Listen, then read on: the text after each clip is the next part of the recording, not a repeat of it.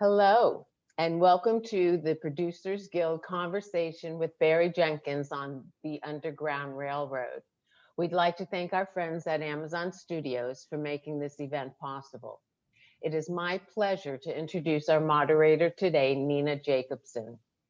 PGA member Nina Jacobson built an impressive career as a senior film executive at three major motion picture studios before founding the independent company Color Force in 2007. Jacobson has produced the Hunger Games franchise, the groundbreaking feature Crazy Rich Asians, and the Diary of a Wimpy Kid series. Jacobson and her partner Brad Simpson have executive produced The People vs. O.J. Simpson American Crime Story and The Assassination of Gianni Versace American Crime Story, which received 2 Emmys and 2 Golden Globes. Color Force is currently in production on Impeachment, American Crime Story, Why the Last Man, and the 3rd season of Pose. Welcome, Nina. Welcome, Barry. And please, Nina, take it away. Thank you very much, Kyle. So, Barry, I'm going to start. My first question is going to be me quoting you back to you. I was really taken with something that you'd written, and especially because I know every movie is hard to get made. Every show is hard to get made. Ray Stark said that making a movie is like defying gravity, but this one had extraordinary barriers, which was your own doubts and uncertainty about taking it on. So I'm going to read you to you. For so long, the notion of imagery, such as those contained within this show, has elicited feelings of shame or of trauma. The trauma arising from depictions of the American institution of slavery are so great that the very thought of creating such images is enough to bring forth this shame. And this shame is enough to mute, to taint those images to the point that the ethical questions regarding the efficacy of their existence potentially disallows their existence. In my ragged and incomplete sampling of peers and family, we simply are not ready to deal with these images. In my samplings, it was made clear to me that I should not make the Underground Railroad, that I should not make the Underground Railroad. So that's a pretty big obstacle. How did you work your way through it? Thank you for doing this, first of all, and thank you for quoting me back to me. I stand by all those words. It is crazy to hear them now that the show is done, is complete. The biggest way to get past that obstacle was, one, I think if we're not doing things that scare us in some way, or that challenge us, I think is the better word, in some great way, then we're not utilizing ourselves to our best ability. But the other side of it was, I made the show with Dee Gardner, Jeremy Kleiner at Plan B, and Mark Siriak and Adela Romansky at my company Pastel. The 5 of us have been kind of just like on this sort of like this journey over the last 5-6 years, and knowing that I was making this with them, it kind of gave me, I don't know, like the strength, the courage to see it through, because otherwise I think it would have been too much to overcome. Because as you said so well, these were obstacles of my own creation in a certain way, and I had to get through those first before getting through all the logistics of how the hell do you make a show like this? That is actually a very good segue to one of my next questions, which is, I'm going to go over to that one, which is, I read an interview with your editor that said that even though Chapter 1, Georgia, Chapter 10, Mabel, are the episodes that he worked on first, having the ability to go back and being informed of how the episodes were going to play out was really great. I think it was actually Mabel, which follows Cora's mother, that set the stage of the show, of what the show was supposed to be, because the tone of that chapter is so specific. So obviously going and adapting this novel for 10 episodes is a very different exercise than adapting it into a film. Mm-hmm. How did you tackle it? How did you decide how to crack the nut of making this big, ambitious book? Yeah, it was, we tried to lean into the television format. I didn't want to make a television show that we were trying to bend to the whims or the rules. So sorry. Yeah, it was, we tried to approach it, by trying to understand the world of television, and especially, with the work that you and Brad have done, with all your partners in American Crime Story in particular. I mean, watching People versus OJ was like kind of like a game changer. I was like, oh, you can actually do that.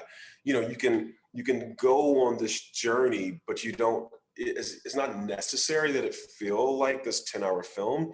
Each of the stories is a story unto itself. And so we decided to take the same approach both in the writer's room and then in laying out the production. But what happened was we knew we were creating a road show. Every time Corey gets to a new state, the whole acting troupe resets, all the locations reset. And we had to then apply almost like indie film principles in that way, because it's like, we're not amortizing costs. So how the hell do you keep Right. the quality together? You got to kind of have to be a little bit smaller than you normally would be on a show of this size, even though the ambitions are still grand in scope. So it was kind of a really cool process of really trying to understand, how does a limited series function? How does a season of television function? And like I said, your examples were some of the ones that we leaned on the most, but then necessarily having to apply these indie film principles, like the way we made Moonlight kind of principles. And it kind of yielded this really beautiful thing that's, it's not this, it's not that. It's kind of unique unto itself. I will say the editor who said that, Joy McMillan, who's one of my oldest friends and oldest collaborators, she edited those episodes first, and it's kind of cool because those are two of the first that we shot also. Right. And so we did find the language of the show in creating those two pieces. And did you crossboard them? Were you crossboarding those two episodes? There are so many children throughout the show, which is something Yeah. that I was really proud of, whether they're in the foreground or in the background. We just wanted to That have young actor, mind thank blower. thank you. Crazy. Okay. We wanted to have the presence of children always. And as you know, that comes with some really severe working limitations. And so if there was any cross-boarding across the episodes, it was like, okay, we have kids for Georgia for this Yeah. period, and now we have kids for Mabel. And so that kind of drove the process, which was nice, because I think living in any one of those episodes for too long a period of time may have been too much for the actors. Well, that's also a great segue to one of my other, I have a few questions that are going to fall under the category of one of my favorite things a quote that I remember from Godard, and I don't remember a lot of Godard quotes. I'm not that pretentious, but it's not to make political films, but to make films politically. And I have a few questions that fall into that category. I think you mentioned, for instance, that you had a therapist, Miss Kim, on set to help the cast and crew process the traumatic images that you and they were working so hard to create. And I'd be curious to hear a little bit more about how that functioned, and to ask as well, like, I think COVID has forced a lot of producers to focus on the health and well-being of our cast and crew in a way that I think is quite overdue. And I hope that that's going to have a lasting impact. I wanted to hear your thoughts on having, making a choice like that, to have a therapist. How was that conversation with the studio? And what do you think that you were able, what did it allow you to do that you might not otherwise have been able to do? Yeah, it was interesting. The studio was very adamant about it from the very beginning, from our earliest conversations. I knew we'd have an intimacy coordinator, because that's something that everyone is doing these days, as they should. But we had an intimacy coordinator, and we had just a therapist. She was referred to as a guidance counselor, this wonderful clinician named Miss Kim White. And I said to both her and the crew on day one, so much of what we're doing, because our production designer, Mark Freeberg, rebuilt the plantation, the slave quarter, from the ground up, and built it, in a way, talk about amortized costs. We did get to shoot 2 episodes on it, but maybe there's a world where, we could have reduced it by a third. But it was important to me, because these structures don't exist, we've erased those to have it be fully fleshed.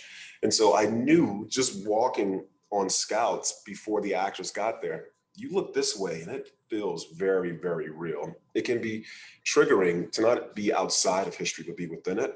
And Yeah. so it felt important that there was someone on set who, it's usually it's either, someone like me or like you, the director or the showrunner, the producer, they call action or cut, they can stop or start. I said, Miss Kim, she can stop or start anything she wants. And I said to everyone, both to her and the crew, there are going to be moments where she is going to walk over to you and she may see something in you that you don't see in yourself. That's her role here. And it was great. I think what it did, the way it functioned or what it opened up was it kind of gave people the freedom to really go to this other place because they knew if they stepped too far over the ledge, Miss Kim would catch them or I would catch them. Or when they hit the ground, someone would be there to extend a hand. And there were a couple of times very early in production where we were in the middle of some very difficult scenes, difficult logistically, big steady cam shots, like master shots, things like that. And I think it was really heartening for the crew to see Miss Kim go and grab one of our actors and pull them off. And all this machinery just stops. Wow. It just stops, because it needed to. I said to folks on the crew and in the cast, it wasn't worth unpacking these images if we were going to unpack ourselves or unpack the crew or the cast with them. And yeah, she was really wonderful. I'll be honest, it's not that it gave me the freedom to push people farther, but it kind of gave me the freedom to explore in this way because I knew someone was watching me and also watching everyone else because that's too much responsibility for one person to have. No, it was really, we've never had that on a show or a movie, but I think I do think, say it's a conversation that's sort of overdue. It was beautiful. What happened was at the beginning of the show, it was all about the cast. I would see Miss Kim watching the cast. She pulled me off set around day 33. And so I got pulled off once as well. And then I would slowly see the crew because the people who are watching this stuff, the actors are here for a week, 2 weeks, they leave. The crew was there for 116 days. And I would see the crew, and I'm not talking about cinematographer, like the BBE would go and tap Miss Kim and they would be having a session. At lunch, she was the most popular person at lunch because it was, pre-COVID. We shot for 115 days before COVID. And I would see her sitting with people and they would be having these little group sessions, talking about processing the work that we were doing. It was really, really beautiful. I don't know that we could have gotten through that many days of this material without her. I know I can imagine because it's so vivid. It is so deeply vivid that you can't shake the imagery. And if you're the one making it, or creating those scenes, the flaying and burning scene is just, unbearable, unnecessarily unbearable. Yeah, it's interesting. I love that you use the word vivid, because I think in that word that there is something almost like extreme in the word vivid. It's a very sharp way of describing something, but it's not brutal. It's not. No. It's just that some of these things were very real and stark in their depiction. That scene in particular, there's no makeup on the actor. There's no flames, of course. He's on a harness. And yet, so much of that scene for us played on when the camera pivots from him to the people who are forced to witness. And their performance, their presence it's the perfect word, is so vivid. And I think the reason why even background actors could allow themselves to go there, because Miss Kim wasn't there just for principal cast. She was there for everyone. And on that day, she was like a general. She would just be walking through the background, just walking through, checking people between setups. Yeah, it was the only way this could have been done. Wow, it's really remarkable. And I also, was very taken I had watched that before, actually. I'd even seen the show. I'd seen your video essay on the Black gaze. Mm-hmm. And you described it as an act of seeing, of seeing them, and maybe in a soft-headed way of opening a portal where they may see us, the benefactors of their efforts, of the lives they lived. So let's talk about the Black gaze and how that language evolved, and also, I saw that you paused production to capture the moments, to create that tapestry, and this really beautiful essay, video essay, I guess we'd call it. And so can you talk about it a bit? Yeah, it was the gaze is this thing that just began to manifest, as we were making the show. Like I said, in response to your earlier question, so much of this was just so real. I mean, we just built, there were no CGI trains, no CGI tunnels, and there's no CGI plantation. And so we were just in these spaces, and the background actors, our extra casting, that group just did such a thorough job. And we had all these advisors, who live in the South, who preserve all these traditions. And Carolyn Estlin, our costume designer, did such a great job that, again, principal cast here, background cast, everyone's dressed the same way, interchangeable as far as who's camera ready. And there would be days where I would see the background actors. I thought, again, that's why I love the word vivid as opposed to brutal, because I thought, oh, these sets are going to be so intense that whenever we break the background, they're going to leave the set for sure. But we would be between setups and they would just be hanging out in the quarter. They would be, walking around the sugarcane press and all these things that Mark Freeberg had built, because they just felt they had embodied these people so much. And I don't know why it happened one day. I think we might have been waiting for the light to go down.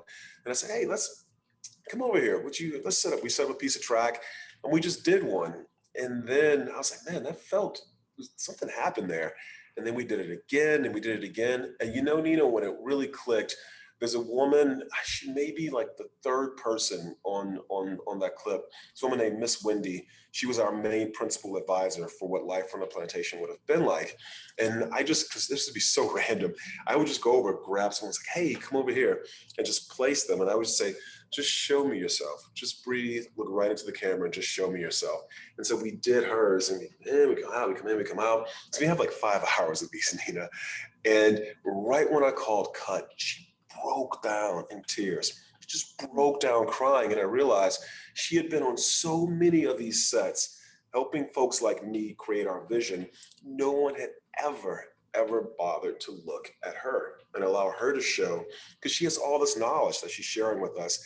And now she's sharing it in the most primal way. I was like, oh, this is dope. And this is what's again, because I'm primarily a director, but on this one, I had to also function as a producer. And you're right. Any moment I'm doing this, I'm not completing the day. Right. But it was one of those really lovely things where I looked over at Dee Dee once. And Dee Dee's very tough, but also super sweet. And she had tears in her eyes. And I was like, okay, cool. I'm not going to get shit for doing these. And we just kept doing them. And we did them throughout the entire production. It's about, I think so much of this film and things that I've read that you've written or said about it, it is about making the invisible visible, the erased, returned. Mm-hmm. And like say, it's something that always really, that quote, it is this sort of, we have still very, above the line and below the line and the kind of division of manual and mental labor that is very old think, and that really, I think, has no real place on a set, but is a very dominant mentality on a set. And to basically say that all of you are, I want to see, what you just said, I want to see you, is a really, I want you to be seen, is profound. It's sort of the foundational power of what we do. I think so too, and especially working in a medium that was kind of birthed, in such a heinous way with D.W. Griffith's Birth of a Nation, which saw my ancestors in a very different way. I thought there was something, I don't know, just ethically potent about this idea that here, it takes a lot of resources to build all these things. And the story we're there to tell, the script we're there to shoot is very important. Yes, we have a job to do. But why shouldn't we also marshal all these resources just for the conjuring and the capture of this very delicate, ephemeral, but vivid and vital thing. And so I'm really proud of both the crew and the cast, but also, you know, Dee Dee and Jeremy and Mark and Adela for kind of understanding, because I couldn't tell them what I was going to do with this as we were doing it, because I didn't know. You know, I just knew that it was worth maybe losing 30 minutes on the day to just snatch a couple of these. And I'm glad it ended up in a place where it was presentable in this very unique form. Well, I felt like, as you said, you know, we hear, I mean, certainly we read about the male gaze a lot, and we watch a lot of the male gaze, and certainly the female gaze is something that gets talked about, but I don't think I'd ever really read the term, the Black gaze. And I think that's, do you think that what you learned about that on this show is with you now, like forever, as sort of a language that you're developing? I think so, but I don't think it's a craft thing. You know, I think in this case it was more kind of like an emotional connection, you know, that kind of superseded the craft in a way. So Yep. I don't know that it's something I can visually apply going ahead, but I do know there was just a feeling in episode 9, the Indiana winter episode, during the Claire de Lune sequence, we do this big group portrait, and when we did that one, it was like, you know, it was one of those ones where I don't know if the show was going to work, but I know that whatever is happening right now in this moment, in this image, that absolutely works. And I know there's a lot of resources that went into making the show, but if they only yielded this one thing, it would be worth it. Well, it yielded more, quite a bit. At least from my experience, every season has an episode that is like a bitch. It's like, it's hard in the writing, it's often then hard in the shooting, and then it's hard in post. What was the killer, the episode that was the one that like took the most effort to kind of wrangle it and tame it?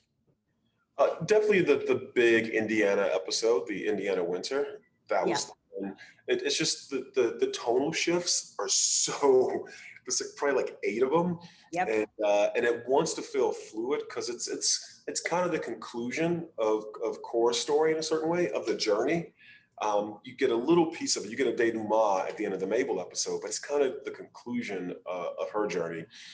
So that was the one that it was like, how are we going to do this? We kind of forced ourselves to take a 4-day hiatus, because I was like, yeah, I like doing things on the fly, but this thing in the church and all this stuff, we need to board that out. And so we boarded all that stuff out, and so that was the one that was making it was really difficult. It was a bitch, and the edit though, it just came together.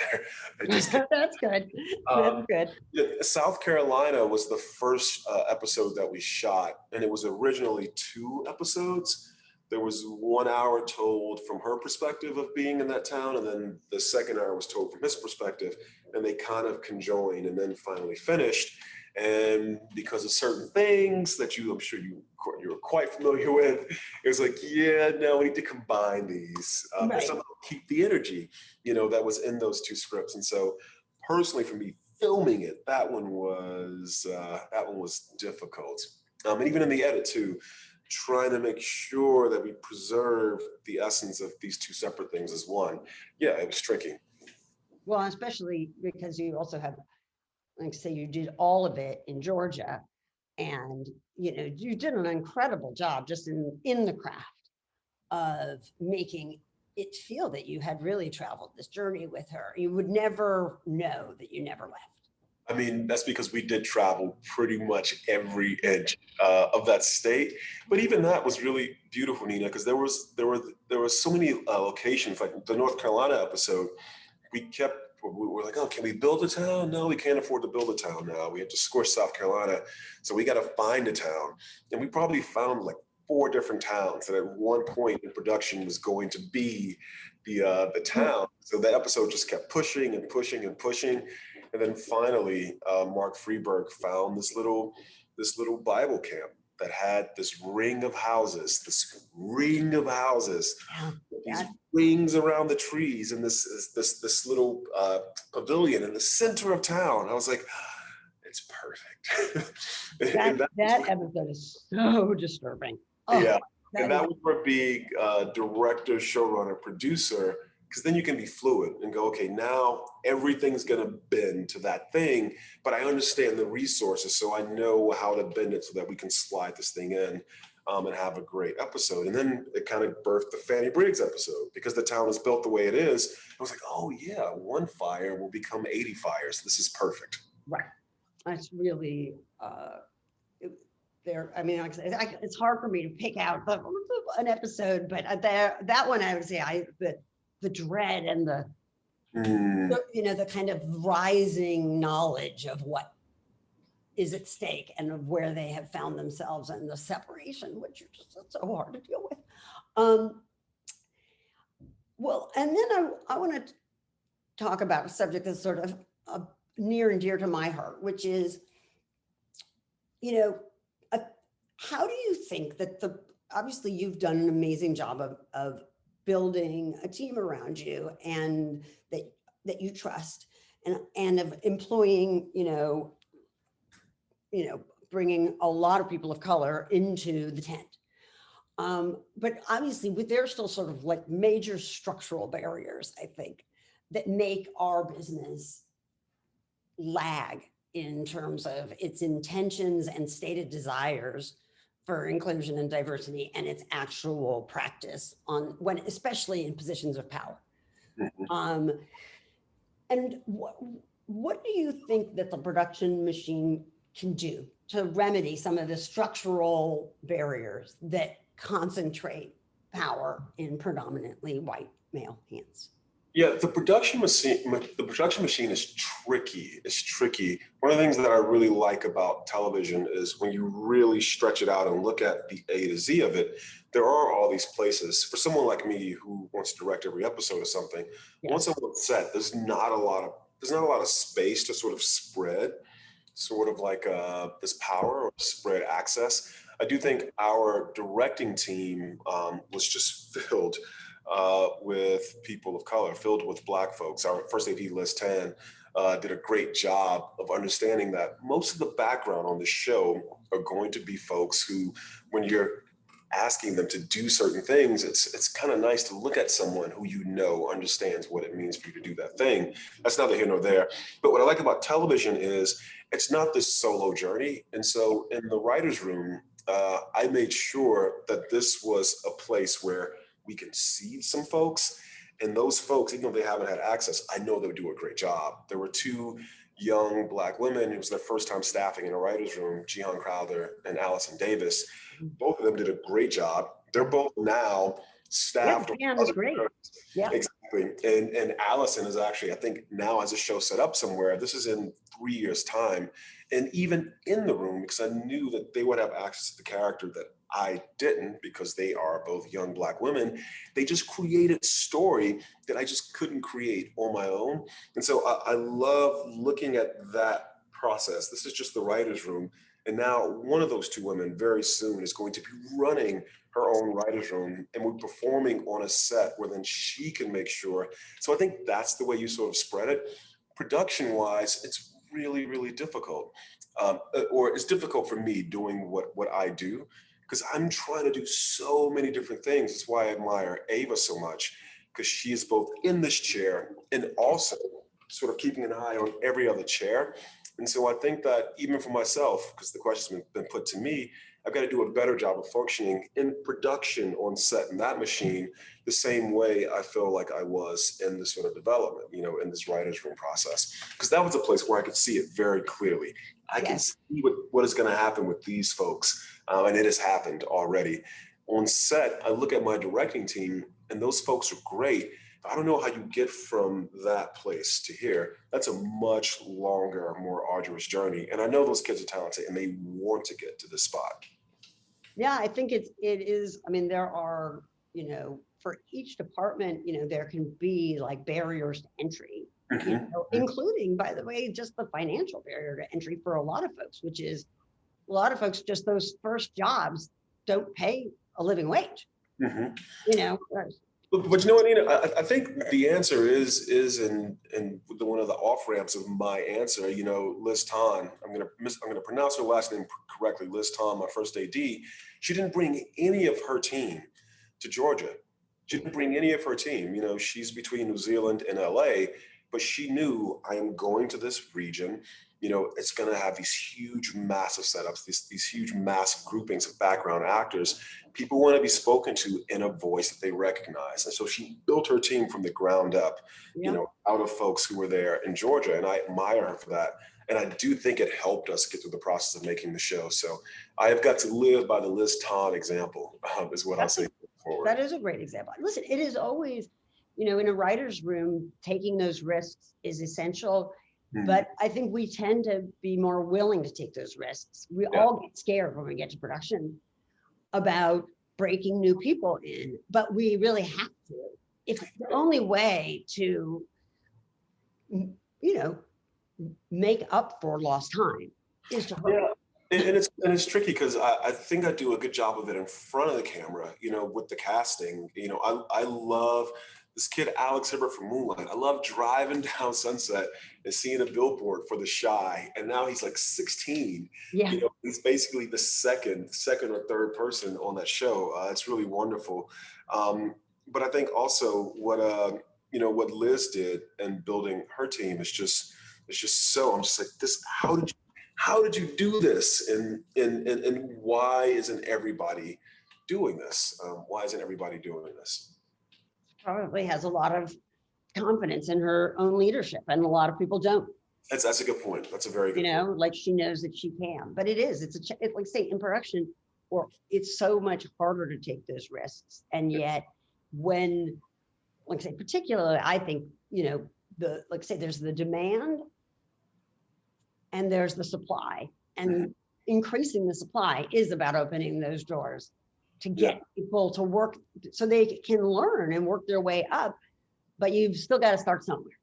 You got to start somewhere. And I'll shout out Allison Davis in particular, because the mid stretch of the show, the Tennessee episodes, you know, it veers a bit from the book. And I was trying to find, what the hell is he doing? Why is he going through Tennessee? And Allison was the person who broke the primary sort of objective in that episode. And I would kiss the ground she walks on, because you assume the young Black woman will come in and only care about the young Black woman's story. She just dug so deep and helped us unravel the mystery there. And how did your room and you work with Coulson? I've obviously read you have he really trusted you, and it seemed like, you know, he had a lot of confidence in your abilities, understandably. So how did you work together? How much did he want to be engaged, and how much did he engage? Yeah, he was pretty hands off. You know, we sent him the pilot and the format when we were done with the room. And then as we were writing the scripts and different things like that, it was a pretty intense room. It was like 8 weeks, and we pitched the show twice in those 8 weeks. The format came out of that. And then there were places where I knew we were going to deviate from the source material. I would call him and just run it by him. But that was kind of the extent of it. You know, he was pretty hands off. And there were places where I wanted to crib from his very first novel and bring it into the story of this one. And I would always, so I knew where the line was. If I was crossing the line, I would check in. And he was always very responsive. But he said something really beautiful. He was like, you know, the book is the book and the show is the show. It doesn't have to be a fact-based adaptation, which is everything from the book has to be in the show. But if it's a truth-based adaptation, which the essence of the book is in the show, then I'm good to go. That's a great way of putting it. Yeah, we often, you know, we do a lot of adaptations, we'll say, you know, that it's not going to be just like the book, but it should feel like the book. It should feel like the feelings you had when you read the book, which I think is a beautiful compliment to the book. Because of course, when you read it, everybody has like their own imagination of what the railroad looks like and who these characters are, but it is so vivid and is very satisfying as an adaptation. It feels to me like I got all the things that I wanted and I didn't miss anything I lost. Oh, thank you. But how much did you think about the fans of the book? You know, obviously it's Pulitzer Prize winning novel. Did you think about them or not really? I thought about them. I thought about them, especially because, we adapted this for Amazon. And so, they have all these people who've bought the book and highlighted this on Kindle and that. And so, I kind of had a window into what the pressure points were or what the breaking points were for what people really loved from the book. But, as someone else who works in adaptation, once you're there and the actors are them, that becomes the story, that becomes the main driver. And so as we got deeper into the process, and especially once we got into shooting, it was like, well, hopefully you will appreciate and love what we did as much as you love the source material, but it's got to become what it's going to become. Yeah, I know it has to live on its own. You know that most people who watch your adaptation will have never read the book. Exactly. And it has to work for all of them. But at the same time, I mean, generally speaking, because I've worked on books where you have some pretty lively fans. Mm-hmm. If you are one yourself, mm-hmm. I never I'm gonna be your stand-in. I know what's sacrilegious to me in this, in terms of, but and any bigger departure, hopefully you have the relationship with the filmmaker that they do. I think you say a truth-based adaptation. I really like that. That's a good one. It's all Coulson. It's all Coulson. Well, he's a pretty good writer. Probably pretty good. Just a little bit. Right phrase. Well, I think that's pretty much all of the questions. Do you have any questions you wish I had asked? No, this has been pretty lively. I've appreciated the vibe and the tone. No, I'm good. I'm good. Great. Well, then we will wrap it up, and I will thank you and Kyle on the PGA for hosting us. And that's it. Thank you, Nina. I've started sweating over the course of the interview because I turned the AC off. It was too loud. And now I'm ready to turn the AC back on. So okay. Go turn the AC on, and I will see you later. Thank you, Nina. Take care. Take care. Say hi to Lulu as well. Yes, ma'am. Bye. All right. Bye.